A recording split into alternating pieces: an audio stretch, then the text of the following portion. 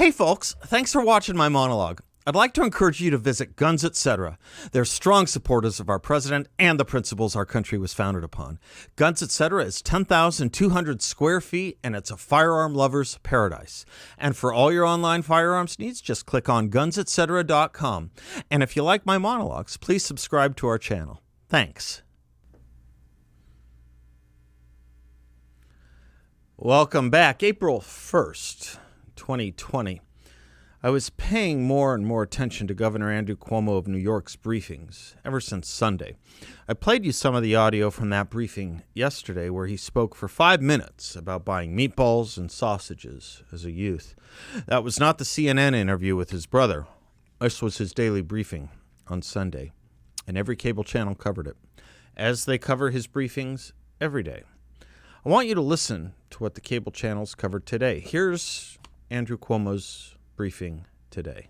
As a society, beyond just this immediate situation, we should start looking forward to understand how this experience is going to change us, or how it should change us, because this is going to be transformative. It is going to be transformative on a personal basis, on a social basis, on a systems basis. We're never going to be the same again. We're not going to forget what happened here. The fear that we have, the anxiety that we have, that's not just going to go away. Fear won't go away. When do we get back to normal? I don't think we get back to normal. We don't get back to normal. I think we get back, or we get to a new normal. Right? Normal. Like we're seeing in so many facets of society right now. Like we see now. So we will be at a different place. Our challenge is to make sure that transformation and that change is positive and not negative. Let's make sure we're taking the positive lesson and not the negative lesson. You could get wary of intimacy and contact and density, social distancing, don't go near anyone. What a terrible thing to live with as a human being. What a cruel torture. Isolate yourself from other people. Be afraid of hugging someone.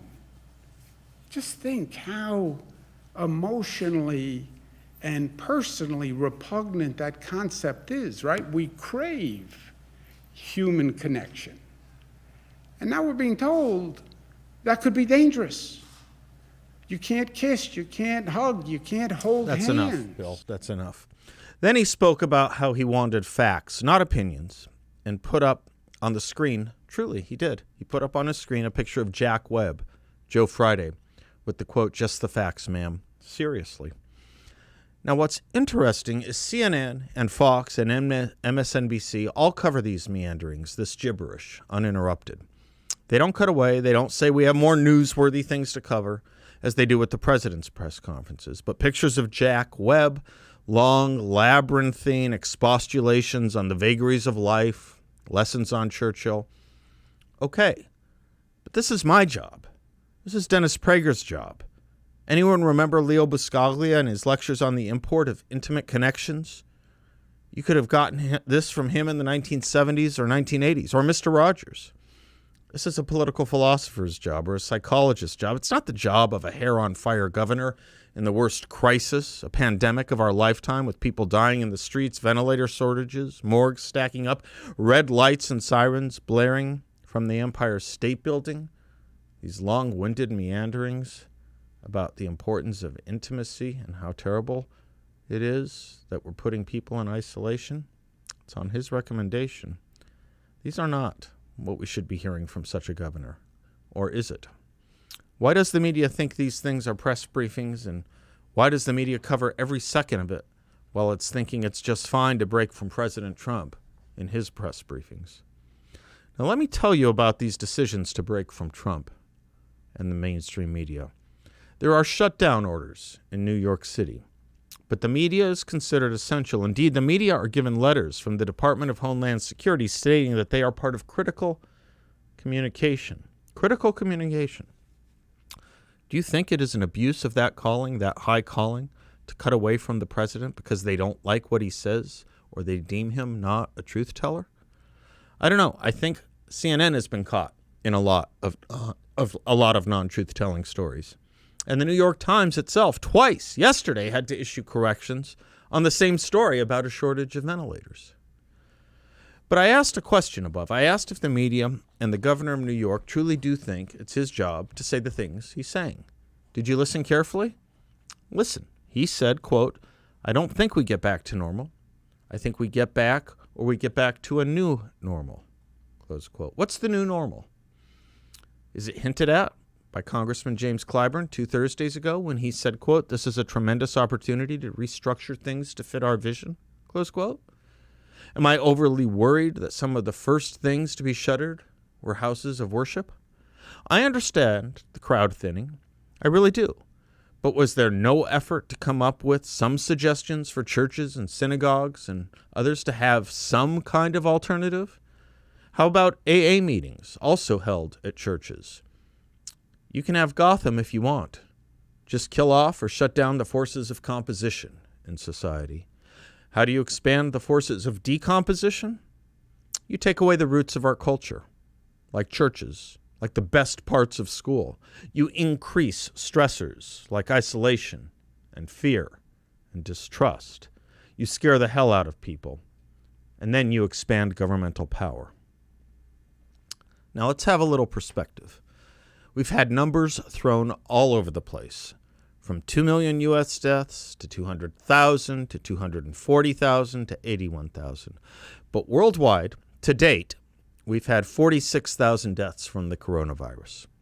Is it possible the U.S. number will truly be 5 times the world number today? We're approaching 5,000 deaths right now in this country, 5,000 in a month. What do I mean when I say perspective? Here's what we average a year. Heart disease takes 647,000 lives a year. Cancer takes almost 600,000 lives a year. Accidents known as unintentional injuries take 169,000 lives a year. Chronic lower respiratory diseases over 160,000 lives a year. Strokes 146,000. Alzheimer's 121,000. Diabetes 83,000. Influenza 55,000. Nephritis and nephrosis 50,000. Intentional self-harm or suicide 47,000. A friend of mine said, "It's a very privileged disease, this coronavirus. At less deaths than heart attacks or drug abuse in a month, it shuts down the country and then requires trillions of dollars to try to bail it out." Meanwhile, Democrats say this is the new normal. Let me ask you something else. Has anyone tried to Google the average age of the death toll from COVID-19? It's very hard to do. Though we are told the virus more maleficently affects those over 65 and is worse with each year of age. Why do you think this fact is not everywhere available? The average age of those who have died in this country. Try finding it for me. Could it be there's an added interest in scaring all of us? Nobody expects the Spanish Inquisition, after all. You can find some stories with state data. Some. Average age of death in Michigan is 70. Average age a couple years lower in Georgia due to COVID-19. But isn't it interesting the general data is not available? The New York data is not available? And isn't it interesting that the media is centered in New York and not, say, Texas or California, states with higher populations where the death rate is 2.9% and 9%, respectively, of New York. But it's New York's making it everywhere. New York, New York, New York. So you want a really good number? You do? You find a good story in the LA Times today. You think it's going to tell you what you want to know. Here's the headline. New coronavirus death rate estimates show how sharply the risk rises with age. New coronavirus death rate estimates show how sharply the risk rises with age. Here's the key sentence. The fatality rate for infected people in their 20s is 0.03%, compared with 4.3% for people in their 70s, Likewise, the fatality rate for 20-somethings with COVID-19 is 0.06% versus 8.6% for those in their 70s. Did you get that? Are these reporters serious? Are the editors? Are there any? Let me read the sentence again. For instance, the fatality rate for infected people in their 20s is 0.03%, compared with 4.3% for people in their 70s. Likewise, the fatality rate for 20-somethings with COVID-19 is 0.06% versus 8.6% for those in their 70s. So is the death rate 8.6 or 4.3%? The difference is double, and it simply confuses. By the way, the author of that article is the science and medicine editor at the LA Times. I think they are saying asymptomatic versus symptomatic, perhaps like having HIV and not AIDS. I thank Bill, my producer, for that understanding.